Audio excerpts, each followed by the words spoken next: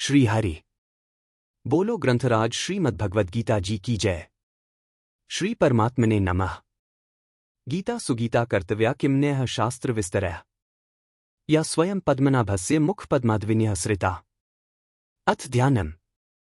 शांताकारं भुजगशयनं पद्मनाभं सुरेश विश्वाधारं गगनसदृशं मेघवर्णं शुभांगं लक्ष्मीकान्तं कमलनयनं योगिभिर्ध्यानगमयं वन्दे विष्णुं भवभयहरं सर्वलोकैकनाथम्।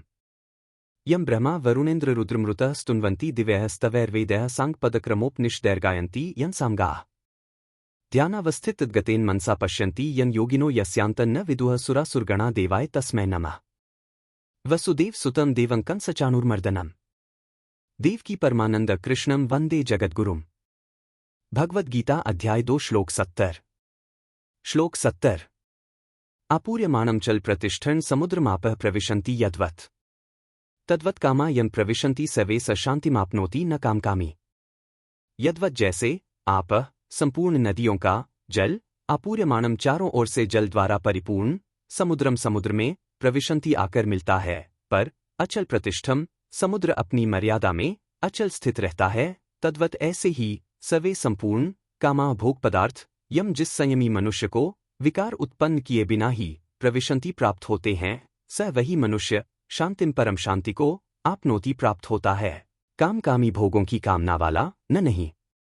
व्याख्या। आपूर्यमाणम चल प्रतिष्ठन समुद्रमापः प्रविशन्ति यद्वत् वर्षा काल में नदियों और नदों का जल बहुत बढ़ जाता है, कई नदियों में बाढ़ आ जाती है, परंतु जब वह जल चारों ओर से जल द्वारा परिपूर्ण समुद्र में आकर मिलता है तब समुद्र बढ़ता नहीं, अपनी मर्यादा में ही रहता है। परंतु जब गर्मी के दिनों में नदियों और नदों का जल बहुत कम हो जाता है तब समुद्र घटता नहीं। तात्पर्य है कि नदींदों का जल ज्यादा आने से अथवा कम आने से या न आने से तथा बड़वानल जल में पैदा होने वाली अग्नि और सूर्य के द्वारा जल का शोषण होने से समुद्र में कोई फर्क नहीं पड़ता, वह बढ़ता घटता नहीं। उसको नदींदों के जल की अपेक्षा नहीं रहती, वह तो सदा सर्वदा ज्यों का त्यों ही परिपूर्ण रहता है और अपनी मर्यादा का कभी त्याग नहीं करता। तद्वत् कामा यं प्रविशन्ति सर्वे स शान्तिमाप्नोति। ऐसे ही संसार के संपूर्ण भोग उस परमात्म तत्व को जानने वाले संयमी मनुष्य को प्राप्त होते हैं, उसके सामने आते हैं, पर वे उसके कहे जाने वाले शरीर और अंतःकरण में सुख दुख रूप विकार पैदा नहीं कर सकते। अतः वह परम शांति को प्राप्त होता है। उसकी जो शांति है वह परमात्म तत्व के कारण से है, भोग पदार्थों के कारण से नहीं। गीता 2 अध्याय का 46वां श्लोक। यहाँ जो समुद्र और नदियों के जल का दृष्टांत दिया गया है वह स्थित प्रज्ञ संयमी मनुष्य के विषय में पूरा नहीं घटता, कारण कि समुद्र और नदियों के जल में तो सजातीयता है, अर्थात जो जल समुद्र में भरा हुआ है उसी जाति का जल नदंदियों से आता है और नदंदियों से जो जल आता है उसी जाति का जल समुद्र में भरा हुआ है। परंतु स्थित प्रज्ञ और सांसारिक भोग पदार्थों में इतना फर्क है कि इसको समझाने के लिए रात दिन आकाश पाताल का दृष्टांत भी नहीं बैठ सकता, कारण कि स्थित प्रज्ञ मनुष्य जिस तत्व में स्थित है वह तत्व चेतन है, नित्य है, सत्य है, असीम है, अनंत है और सांसारिक भोग पदार्थ जड़ हैं, अनित्य हैं, असत हैं, सीमित हैं, अंत वाले हैं। दूसरा अंतर यह है कि समुद्र में तो नदियों का जल पहुंचता है, पर स्थित प्रज्ञ जिस तत्व में स्थित है वहां ये सांसारिक भोग पदार्थ पहुंचते ही नहीं, प्रत्युत केवल उसके कहे जाने वाले शरीर अंतःकरण तक ही पहुंचते हैं।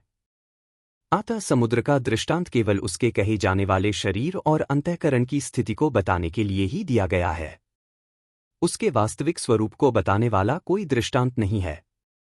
न कामकामी, जिनके मन में भोग पदार्थों की कामना है, जो पदार्थों को ही महत्व देते हैं, जिनकी दृष्टि पदार्थों की तरफ ही है, उनको कितने ही सांसारिक भोग पदार्थ मिल जाए तो भी उनकी तृप्ति नहीं हो सकती, उनकी कामना जलन संताप नहीं मिट सकते, तो फिर उनको शांति कैसे मिल सकती है? कारण कि चेतन स्वरूप की तृप्ति जड़ पदार्थों से हो ही नहीं सकती। परिशिष्ट भाव अपनी कामना के कारण ही यह संसार जड़ दिखता है, वास्तव में तो यह चिन्मय परमात्मा ही है। वासुदेवः सर्वम्। गीता 7:19। सत्सच्चः अर्जुन। गीता 9:19। अतः जब मनुष्य कामनारहित हो जाता है तब उससे सभी वस्तुएं प्रसन्न हो जाती हैं। वस्तुओं के प्रसन्न होने की पहचान यह है कि उस निष्काम महापुरुष के पास आवश्यक वस्तुएं अपने आप आने लगती हैं, उसके पास आकर सफल होने के लिए वस्तुएं लालायित रहती हैं। परंतु कामना न रहने के कारण वस्तुओं के प्राप्त होने पर अथवा न होने पर भी उसके भीतर कोई विकार, हर्ष आदि उत्पन्न नहीं होता। उसकी दृष्टि में वस्तुओं का कोई मूल्य, महत्व है ही नहीं। इसके विपरीत कामना वाले मनुष्य को वस्तुएं प्राप्त हों अथवा न हों, उसके भीतर सदा अशांति बनी रहती है।